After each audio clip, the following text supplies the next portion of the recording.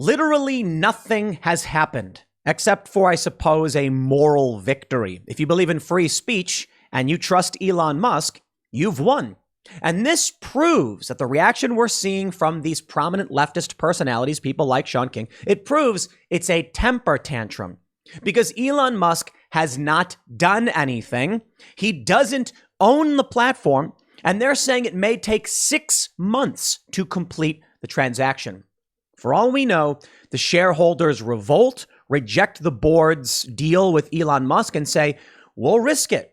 Seems extremely unlikely. For all we know, some regulators come in and something happens and obstructs the sale. We don't know.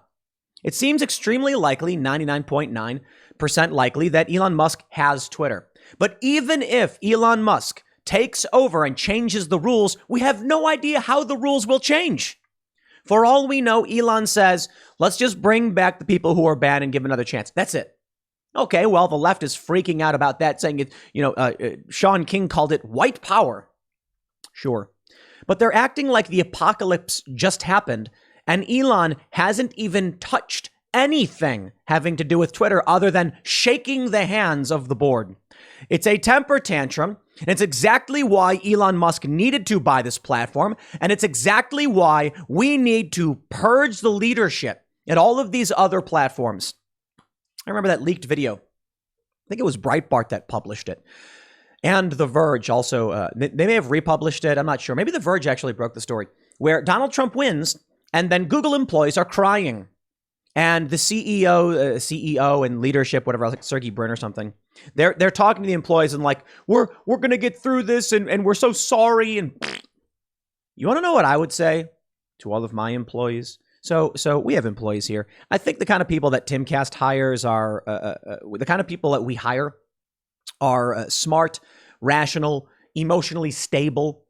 If, let's say in the midterms, the Democrats sweep and some of our staff has a mental breakdown, screaming and crying, I'd be like, chill out, shut up, what you're doing is inappropriate. That's it. I wouldn't be like, I'm so sorry, I can't believe this is happening to you. I think the reality is we're fairly middle of the road here. So we're more like most people here are fairly moderate. We'd probably just be like, that's dumb. If the Democrats ended up winning, we wouldn't freak out about it. But I'm not gonna poo-poo or pat anybody in the back and woo-woo or any of that. Dude, you're at a job. Stop crying. But this is what Google does. This is what Twitter does. Now, I don't know what really went on behind the scenes. Jack Dorsey is coming out now saying, Elon has his vision and he likes it. Not sure I entirely believe it, but considering the sale went through, maybe Jack had something to do with it. I'm not entirely convinced. Some people are saying that Jack Dorsey is on the board, is on his way out, and he said, guys, we need to do the sale. Maybe. I also think it's possible, as I've stated in all the past videos, the reason the sale went through is because Elon knows on Thursday the earnings report is coming up. The board will likely have to announce that their earnings were bad and they missed projections. That's going to lower their stock value, and that would it would make them liable for the lost value if they don't sell to Elon just before the earnings report. But I don't know. Far be it from me to act like I know how these things work or what Elon's real strategy is here. What I'm trying to get at right now is that Elon Musk stepping in is dad. It is no longer the weak parent. Okay, forgive me. Sometimes the moms are the strong parent. Not always. But you got one parent who's like, if you stop crying, I'll give you the ice cream, please. Just why won't you stop crying? Elon Musk is coming in like an angry dad. And he says, sit down and shut up. You're not getting ice cream. And all the whiny kids are like, well, then I'm going to leave. And he's like, fine, there's the door. And they're leaving. He didn't even do anything yet. In fact, Elon didn't even say anything to these people. And they're already like, white supremacy is winning. All right, here's the story from The Independent. And then we'll go through the response from many people. Here's my favorite, all right? LA Times says, with Elon Musk in charge, it's the beginning of the end for Black Twitter. Well, LA Times, they didn't realize how right they were because Shaun King has left the platform. That's right. Shaun King is gone. Hashtag Black Twitter may be over. These are both ridiculously stupid articles, to be completely honest. The fascinating thing to me is that Elon Musk isn't even threatening to do anything to anybody. He just said we should have free speech. That's it. He didn't say he'd bring Trump back. I'm seeing all these right-wing individuals being like, yeah, woo, we're going to tweet about ivermectin. Woo. And it's like, you don't know if he's going to allow that. I think he probably will, but we'll see. Here, I mean, this is what do I really need to read about Shaun King? They say you have to register. No, thank you. Civil rights activist Shaun King appears to have deleted his Twitter account after he said the billionaire Elon Musk takeover was about white power. Yo, I just want to point something out. Elon Musk has more of a claim to being African American than Shaun King does, in my personal opinion. But that's just me. It's a joke, by the way. Elon Musk is from Africa. Ha ha ha. Take a look at this from the LA Times. It's all rather disturbing and yet somehow fitting in these double-speak steeped times. Elon Musk, the founder of a company that California is suing for allegedly silencing thousands of black employees who complain about racism, is buying a company that has given millions of black people a megaphone-like voice to complain about racism. And the California-hating billionaire insists he's doing it all to protect free speech. Twitter is the digital town square where matters vital to the future of humanity are debated, Musk said Sunday, announcing he had succeeded in taking over the company. Consider this the beginning of the end of Black Twitter. Not of black people on Twitter, but of hashtag Black Twitter. The community of millions that figured out how to turn a nascent social media platform into an indispensable tool for real-world activism, political power, and change. Yeah, but if you go on Reddit, the posts from Black Twitter that are highlighted are typically just jokes. Good ones, admittedly. I mean, outright good. I don't know why. Maybe it's activism, sure, but I just typically see jokes that are funny. And entertainment, too. Where do you think the best memes and GIFs come from? Oh, okay, so they do point that out. So why will people stop tweeting this? What's going to happen? Is Elon Musk going to come in and be like, okay, guys, you can't tweet the hashtag Black Twitter anymore, guys. I can't allow that. Yeah, that's not going to happen. You see, what's really happening is there's a cult that makes things up, and then there's everybody else. And this is where we're at so far with the everybody making things up and reacting like lunatics. So, ladies and gentlemen, I would like to bring you now to a series of tweets and posts of people losing their minds. This one's actually just too good to pass up. We got to start with this. Considering CNN Plus just imploded in one of the most spectacular fashions ever witnessed, one of the worst media failures in media history, Brian Stelter on Elon Musk buying Twitter, quote, "If you get invited to something where there are no rules, where there is total freedom for everybody, do you actually want to go to that party, or are you going to decide to stay home?" Brian, this is your worldview and opinion. Do you really believe that people won't want to go to a party that has no rules? People love going to parties that have no rules. This is why rich people have boats out in the middle of nowhere, so they can go into international waters and then do a bunch of crazy things that would be illegal otherwise. Now, of course, there's always some kind of rule, so let's strip out the straw man for a moment. Even under Elon Musk's guidance, there will be rules. It's not like Elon Musk is going to be like, okay, anything that was illegal and you couldn't post, you can now post, guys. That's not going to happen. You can't do that. Okay, so threats of violence and force, you're still going to get banned for that. Elon Musk says he wants free speech, which means you're going to see people like Alex Jones complain. You're going to see people like Donald Trump make absurd claims. You're going to see people on the left and the right both make absurd claims, not to single out Donald Trump. You're going to see, hopefully, transparency. So there will be rules, just, less of them. So I'll put it this way. If I get invited to a party and they're like, you have to wear a suit and you can't wear your beanie, Tim, and you can only eat vegan food, I'd be like, yeah, dude, I'm cool. I'm going to go hang out somewhere else. Shout out to Greg Gutfeld, who made the joke. He said, this switch would be like your favorite vegan place all of a sudden switching out the menu and serving barbecue. And I thought that was actually really funny. See, let's use that analogy. Greg, good analogy. But let's amplify this. Talk to our and enlighten our good friend Brian Stelter. So there's a vegan restaurant. You walk in and they say no outside food or drinks. We only serve vegan food. No alternatives. Nothing. You say, okay, well, look, me personally, I actually like vegan food. We get chow cheese sometimes. It's actually really good. Now the funny thing is, chow cheese is vegan cheese. I actually like to mix it with regular cheese. It's just a good cheese, and it's made from what is it made of? I can't remember what it's made of. So I don't mind vegan food. In fact, there was a vegan restaurant. We used to eat it all the time because we have friends who are vegan, and I thought it was actually really delicious. I'm the kind of person where it's like, you want to get barbecue? We'll get barbecue. You want to get vegan food? I can hang with vegan food. So I'll come to a restaurant that's got no barbecue, and we'll hang out. The issue is, we're in a shopping center, and there's a kiosk with vegan food, and there's a kiosk with barbecue. The vegans all started screaming and complaining and got the barbecue banned. Now they only have tofurkey or something. And it's like, it's kind of barbecue, but it's basically just like this cheap knockoff of not barbecue, and I guess it's good. I'll take it. So once that happened, I stopped taking the food court seriously. Brian Stelter says, what if there are no rules? You mean they bring the barbecue back? Sometimes I want to get barbecue. And I'll put it this way. Sometimes they make really strange dishes with weird cilantro mixes, and I hate it. But, you know, if people want it, I'll just avoid it.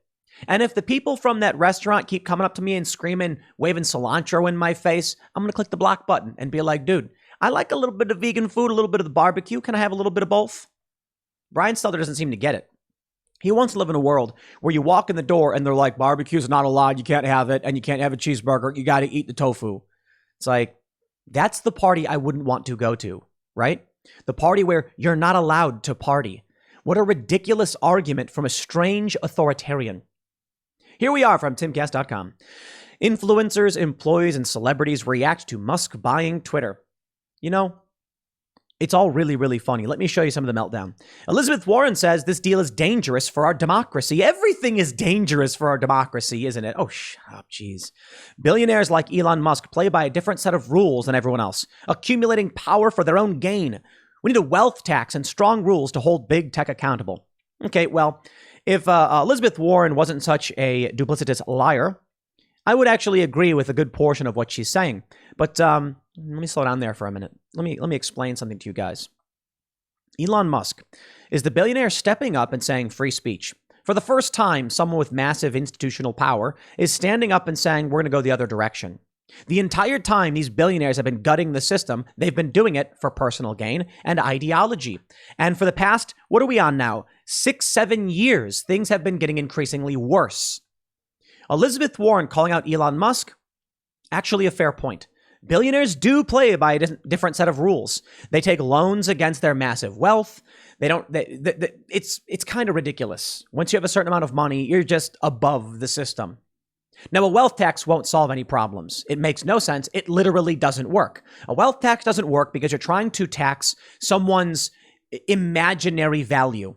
Elon Musk owns a lot of Tesla and SpaceX. Tesla's made him worth billions, hundreds of billions of dollars. What do? Do you force him to sell Tesla? You can't. Then he's the leadership of the company. You see, it doesn't make sense. I can hold up. What do I have here? I have Max Grip Nylon Standard guitar picks. I play the guitar all the time. I can just say this is worth $1 billion. Does that make me a billionaire? No. You're going to tax me because I have guitar picks that someone claimed is worth money? It makes no sense. Not a solution. We do need to hold big tech accountable, but Elizabeth Warren is a hypocrite. Here we go. Dean Obadala says, wonder if Elon Musk will copy the apartheid rules of his home country, South Africa, and give us check marks based on our skin color. The whiter the check mark, the more rights you have on Twitter asking for a friend. I think you've lost your mind. I'm sorry. That's insane. Uh-oh. It's Jamila Jamil. She's unhinged. He got Twitter. I would like this to be my what lies here as my last tweet. Just really any excuse to show pics of Beryl. I fear this free speech bid is going to help this hell platform reach its final form of totally lawless hate, bigotry, and misogyny. Best of luck. As if those things didn't already exist. As if they weren't getting worse from the left. I think it's funny. There was this guy, and he was like, I'm not going to say his name, but he's like a tech bro. And he was like, the right thinks the left gets away with it. The left thinks the right gets away with it. And everybody has examples. Talk about being vapid, ignorant, and my favorite word, duplicitous. There is a rule on Twitter that you can't misgender people. If Ben Shapiro refers to someone with the wrong pronoun, he will get banned. Zuby said, okay, dude, in response to someone and got suspended for it.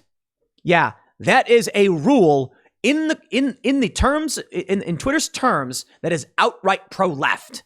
There's nothing in the rules that is outright pro-right wing.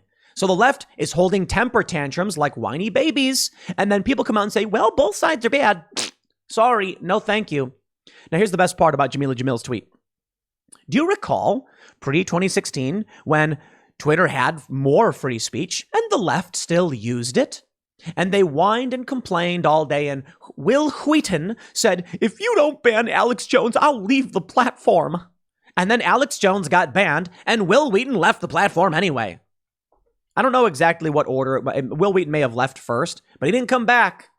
If baby wants his bottle, you say, okay, baby, bye-bye. You say bye-bye. These people on the left keep stomping their feet and screaming.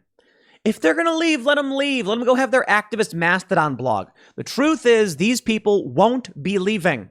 They will stay the same as many people on the right stayed. I'll tell you the formula that Twitter came up with. Here's how it works. The left is intolerant of right-wing ideas. Well, of anything that's not far left for the most part. I mean, even Ethan Klein is getting canceled for saying things he didn't realize were offensive. He was talking about, certain aspects of the LGBTQ community that he thought was actually normal, and they said it wasn't, so they canceled him and he lost his sponsors. Okay. The left will not tolerate right-wing ideas. The right will tolerate left-wing ideas. So the solution's actually really simple. Twitter looked at this and said, if we ban someone on the left will revolt and leave. If we ban someone on the right will revolt and stay. Simple solution. If the left and the right are fighting, ban the person on the right, you'll maintain more users. If you ban the person on the left has temper tantrums, won't shut up about it, the media erupts, we lose advertisers. So ban the right because, not necessarily politics, but because they have no institutional power.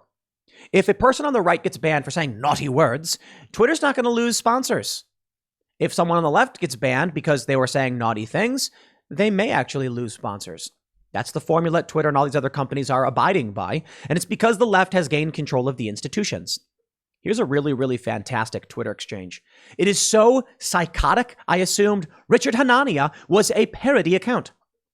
Richard said, Elon Musk takes over Twitter. He's a billionaire who doesn't even have a master's degree. Is that who we are going to trust with the future of our democracy? Okay, right away, I'm like, this is a parody account, right? Zuby responds with yes. Richard responds with, how does that make you feel as a black man? There are young black men with degrees living in poverty as we speak. And Zuby says, I am actually a black woman. Please don't assume my gender. To which Richard Hanania responds, I am sorry. Even with a PhD and JD, I still don't always get it right. I appreciate you correcting me and your words will guide me forward. I assumed it was a parody account. My friends, I still can't tell. In Richard Hanania's profile, he says that, he's a fellow at where is he at? Like UT Austin or something. I don't know. And so maybe it's fake. Let me just say, we can't tell at this point, can we? That's how insane everything has gotten. Now, over on the right, there's been a different reaction. I don't even know if I can show Michael Knowles' tweets. Well, no, we can show. Michael Knowles has been tweeting the inverse. Many people on the right have been tweeting things typically you'll get banned for. So Michael Knowles says ivermectin is a wonder drug. Okay, that's actually not bannable, Michael. Maybe on Twitter. On YouTube, it's not. On YouTube, you just can't make claims about ivermectin as it relates to COVID, but you can say great things about ivermectin. Here's the other thing. He says public health officials lied repeatedly about COVID-19. They did, and that's not bannable either, although maybe on Twitter. Now, here's the funny one. Michael Knowles says the 2020 presidential election was obviously rigged. Now, that's the interesting one. YouTube could get you on. Michael, that's an interesting opinion.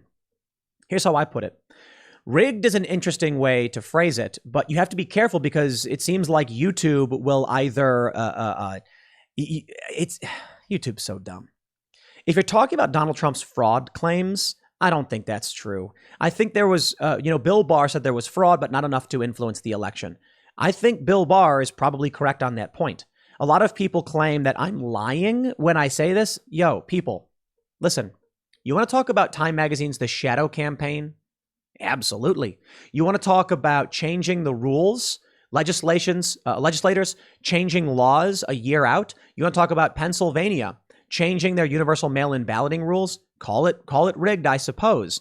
But these were above board, just in my opinion, amoral or unethical. These were Republicans and Democrats who hated Donald Trump, changing the rules and doing things that ultimately ended up hurting the Republican Party.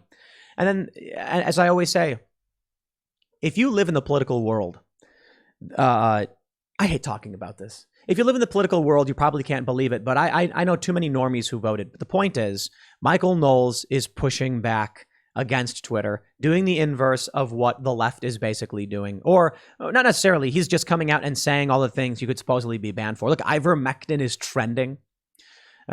Doctor Strange is being promoted. That's cool. Anyway, Mike Cernovich has this tweet right here. He said, "How is this real?" Why, it's an image from someone named Jeff Kosif, who tweeted, "The Musk Twitter press release states that the company will authenticate all humans. I'm not sure what this means, but there is at least a chance that it could compromise users' ability to be anonymous. In this thread, I explain some concerns with this possibility." And it says Taylor Lorenz liked this. Okay. Taylor Lorenz, who took away the anonymity of a Twitter account, who was criticizing teachers. Sure. What a wonderful and wacky, stupid world we live in. Nothing's even happened yet. So to point out, even Michael Knowles tweeting these things, you can still get banned for them. My account was locked earlier this morning because someone filed a DMCA takedown against a photo I posted. How deliciously stupid. I don't care. It was a photo, and I believe I was in the right to post it because I was making a political point commenting on the photo itself, but sure, whatever, I don't care. It was the trans flag with a gun on it, and I said trans gun rights are human rights, trans day of visibility, and somebody, the person who owned it, I suppose a trans person, got mad that I posted it and filed a DMCA takedown. Keep crying. Here's what I'll do. I'll take your image, I will transform it, comment on it, and put it back up. No, I actually don't care all that much. This is the nature of our reality, I suppose. It's where we're at for now. Deliciously stupid, but welcome to the culture war. Now, I am recording this just around, just past 9, and I'm awaiting confirmation on whether my billboard is up in Times Square. Hopefully, I will get some pictures or video of it. And it's a billboard in Times Square saying Taylor Lorenz doxed libs of TikTok because she did. So maybe we'll have something on that around 1 p.m. That will be the next segment coming up at 1 p.m. on this channel. Thanks for hanging out, everybody, and I will see you all then.